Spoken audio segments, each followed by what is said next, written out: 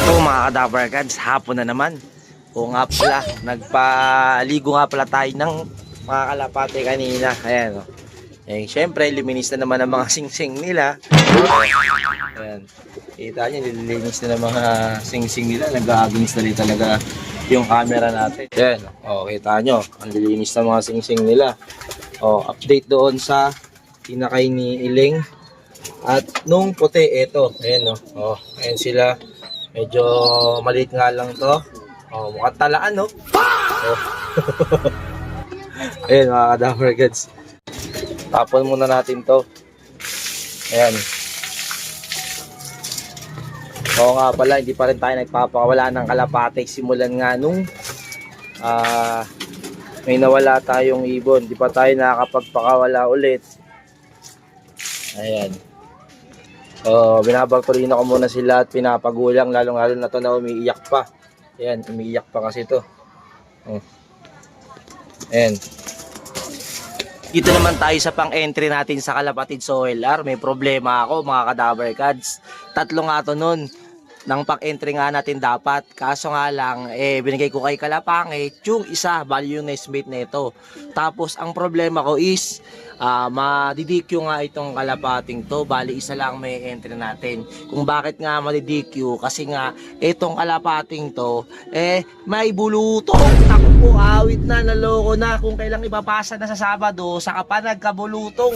Bali ang bulutong niya, maliit lang naman. Nung una, pinakailaman natin.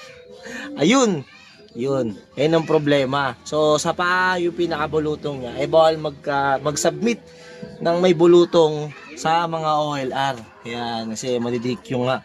So, yung bulutong nakukuha yan sa lamok, kagat ng lamok. Yan, ito. Pakita ko sa inyo yung ibon. Bali, ito nga pala yung ibon na isali nga natin dapat sa Alegre. Kaso nga lang may problema. Bali, ito nga yun, problema niya yun, dyan. So, pinakailaman pa natin. Ayun, lumala. Ayan. Ayan. Bulutong, mga kadabarkads. So, bawal na to. Isa lang may entry natin. Sayang. Isa lang tuloy. Ayun, gandang-ganda pa naman ako sa ibon na to.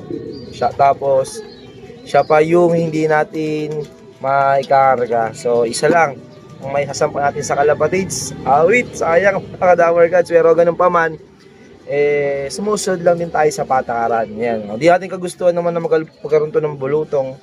So, wala tayong magagawa. Kaya, dito na lang siya. O kaya, pwede siya pang replacement sa susunod. Diba? Pwede naman siya ulit pang replacement kung sakasakaling may mawalang kalapat natin sa Alegre o sa Kalapatids na nag-iisa. So, ito yung ibon na yon. Papanin ko lang yung ano na ito, yung pinaka gagaling din naman to, yung bulutong na to. Wala naman siya sa mukha, sa paa lang talaga. Medyo maliit lang yan syempre dahil nabahala nga tayo, pinakailaman ko, siya okay. Ano mo na to? Cancel na mga kadabarkads. So ayan ayan, ito yung ibon. Sayang, cancel. Hento, ramdam ko hento. Yung nestmate nito kay Kalapangit nung nagpunta rito nakaraan. Ganun pa man, tanggap naman natin. So nakakaya lang kay Labos Ronald kasi dalawa na dapat may enter natin. Naging isa pa. So meron nga rin tayong nag-sponsor doon dahil alam niyo naman wala nga tayong income ngayon sa YT kasi kita nyo madalas tayo mag-upload tapos mababa pa yung views. Ganun din sa FB. So, sundot-sundot na yung ginagawa natin pagbibideo para ma-update ko pa rin yung mga nanonood sa atin. Putik na yan. Baka magkakabulutong din yung ilong natin. Magkakabulutong din. So, ayan. So, mga naninibago. Nag-ahit muna tayo para maging bata-bata naman tayo. Maging ermitanyo na tayo. Ito yung pinakamagulang nga nun. Pero hindi yung tatay. Kasi bagong pairing ko pa lang sila ngayon. Partner niya ngayon, yung galing kay Guaps. Yan, yan, yung galing kay Guaps. So, nag-Christmas party kami, merong exchange bird. So, si Guaps ang nakabunot sa akin. So, nagpalitan kami. Napunta sa kanya is yung Putralax na anak mismo ni Putragis. Tapos, nung Jansen Relax.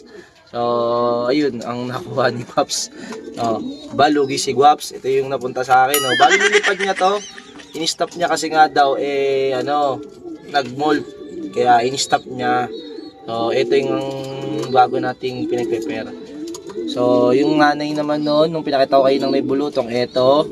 So, ang layo niyan, MacArthur finisher yung nanay niya. Against dali talaga tayo mga kadaver ko. So, MacArthur finisher yung nanay, tapos yung tatay naman nito, yung Japan, na galing kay long hair.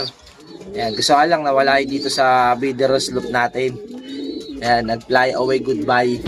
Nung bumukas yung stock bird natin, nag-goodbye siya. Ayan, pero kahit pa paano, meron naman tayo ulit galing kay Boss Longhair na hen. Hen naman ngayon kasi kak nga yung nakakaraan yung tatay nito. Ito pang walay na rin pala to. Ayan, mga kadaver gods. Pang replacement kasi natin to eh. Ayan. Oh. Ayan. Johnson Relax na blue bar. Ang fit eh, no? Walang nilabas na puti. Ang blue bar. Blue bar. Bali, nagyaya lang sila. Sila lang nagyaya. Pag hindi lang tinatanggal to, ba't kaya tinatanggal yung nagaya ng grits? Nakangalabit na si Iling. Susubo na daw kasi siya. May stock naman doon na patoka. Pinipilian kasi ni Iling. Pero iba daw kasi siguro yung para sa kanila. Baka para sa anak niya lang yung mga nasa taas. Kaya nag-aantay na sila. Oras na kasi ng patoka natin ito. Siyempre, yung pinapakain natin, Kalapatids, supplier sa breeder mix, breeder mix ni Kalapatids. So, ang kulang naman, di ako nakakapaglagay ng pellet sa breeders natin ngayon. Kasi kung ginagawa ko, nag-add pa rin ako ng pellet sa breeders kasi nga, para hindi malaspag yung mga nagsusubo. Naknima daw, no? Gutom na rin. Ayan na, mga kadaver gods. Tatad na nilang may akong patoka, kaya nagsilapitan agad sa akin. Oh, ayan, oh. Kita nyo naman epekto ng Kalapatids. Grabe, natakaw ng kalapati natin. Oh, ayan. So, ito lang lahat, bali yung pinaka-north natin. Ito lang sila. Wala pa tayong pang-south, itlog pa nga lang yung pang-south nga natin. Bali yung kay Madonna na pinayaya natin, wala pa. Mga isang linggo pa siguro or isang linggo kalahati bago mamisa yun. Ayan. Kaya kung mapansin nyo, ito yung pang-north natin. So may tatlo dyan na pang-summer dapat is, ayun nga yung ang labo. May tatlo nga dyan na pang summer nga dapat. Bali, ayun yung itong puti na to. Ayan, tapos yung siling. Kaso nga lang, di ba, nag-inakay. Silang dalawa. Tapos yung anak naman ni Madonna. Ayan, sila yung pang summer nga natin dapat. Kaso nga lang, dito mo tayo nag-summer. Ayan, kaya ito lang yung mga pang NDR nga natin. So, kung magadagdag man tayo ng pang south, 6 siguro yung pinaka-maximum nun. Medyo masikip-sikip na nga rin yung 6 na kalapatin yun eh. Mas maganda kasi pag agaya ng ganitong kulungan ko, mas maganda yung kakaunti lang na kalapati na obserbahan ko din kasi nung naglilipad nga tayo.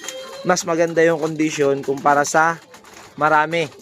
Ayan. Buti sana kung pang NDR lang lahat ng nandito. Wala tayong isa south.